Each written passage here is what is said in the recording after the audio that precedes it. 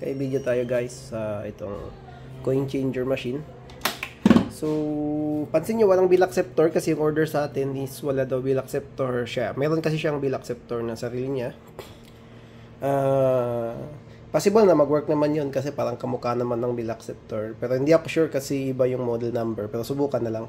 Anyway, coin lang yung pinalagay niya kasi yung ito daw siya na yung lalagay. Screw lang man yan. Ilagay mo lang yung bill acceptor dito. Dapat screw mo dun sa ilalim. Sa sa loob ng box. Para dumikit siya. So ito yung bago natin. Coin hopper niya is itim na. So may video ko nito. Kung gaano karami yung pwede mong malagay. Malaki kasi ito mas malaki yung container niya. So nung testing ko last time nasa almost 600 pieces coins ng 10 pesos yung nalagay ko. Hindi pa siya napuno kasi kulang na ako ng coins. Kaya hindi pa siya napuno. So pwede mong insert dito. Okay, actually nabubuksan din yan that way. Tingnan natin mabuti para sigurado yan. Pwede mo rin buksan dito. Pero usually mas maganda dito mo lang ilagay. So ito 5 pesos yung sa kanya. Coin changer to 5. So 5 pesos lang ilagay mo doon sa coin hopper. So bago ko ipakita yung paano siya mag-function, pakita mo natin wirings. Andyan yung power supply. Yan yung hopper. Ka-blockade siya. Yan, ito yung wirings niya. Kasi yung susi sa baba. Yan. So yun lang, ganun lang kasimple. Plug and play. So first, lalagyan ko muna. So syempre kung 5 pesos yung gusto mong output, so yung mga ilalagay mo na coins, pipiliin mo din pa 5 peso lang yan. Ito lang dyan.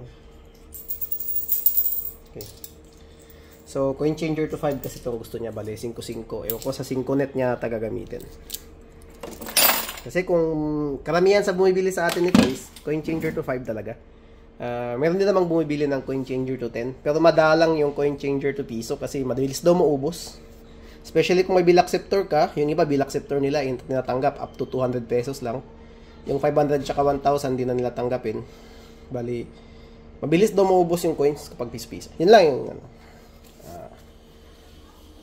so, lagay tayo 20. Ayan, pasok yung 20. So, syempre, pag press ko nito, gagawin niyang 5 pesos yun. Si-change niya. Ayan, halabas siya. 4 na piraso. 5 pesos. So, subukan din natin. Pwede ka rin maglagay ng tig piso-piso. May piso-piso ba ako dito? Tapos, ang output niya. Kasi isa itong tanong sa atin. Next time. Paano daw kung maglagay siya ng 5 pieces na 5 piraso na 1 peso. Magiging 5 pesos pa daw. Siyempre, magiging token yata to sa World of Fun. Yan. So, lagay tayo. 1. Hindi pumasok, oh. Naka-config pala to sa 20.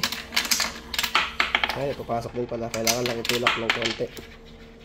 2. Dalawa lang yung pumasok. Kailangan i-configure yung coin slot. Configure ko lang mamaya. Bago ko ipadala, mabilis lang naman yun. Medyo mapili na siya eh. Hanap tayo ibang piso. Kasi kung 4 lang, ganito mangyari. Ayan, babalik lang siya. Yan. 5 na, no? 5 na. Yan. So, press natin. Naluwang kanya ng isang 5. Yan lang kasimple. So, yun. Kung sakaling may bill acceptor ka, maglagay ka dito ng 50. Kainin mo ng 50, lalabas dyan 50. Pag press mo, maglalabas siya ng 10 piraso. Ganun lang. Kapag 20 bill, ganun lang. Pareho lang sa 20 coin, 4 na piraso. Kapag 100, 20 pirasos. So, ang style kasi ng coin hopper, guys, is hindi niya, binibilang niya lang kung ilan yung coins na dumadaan dun sa, ito yung hopper natin. So, yun. So, I guess that's all. Very simple. Binigyan ko lang ng video kasi na-delay ako sa paggawa. Natambakan ako sa ganitong order. Yung mga order natin sa New Year. So, ipaprivate video ko lang ito. Isisend ko sa mga nag-order. Pasensya talaga. Pero, marami pa namang oras ngayon. So, may mga 6 hours pa ako bago mag 5 PM. So, meaning yan, papadala namin itong 6 ngayon na sets. So, 3 na lang yung natira. Yan, 2. Tapos, ito yung pang 3rd. Yung 3 kasi napadala na kanina. So yun, thank you. Maraming salamat.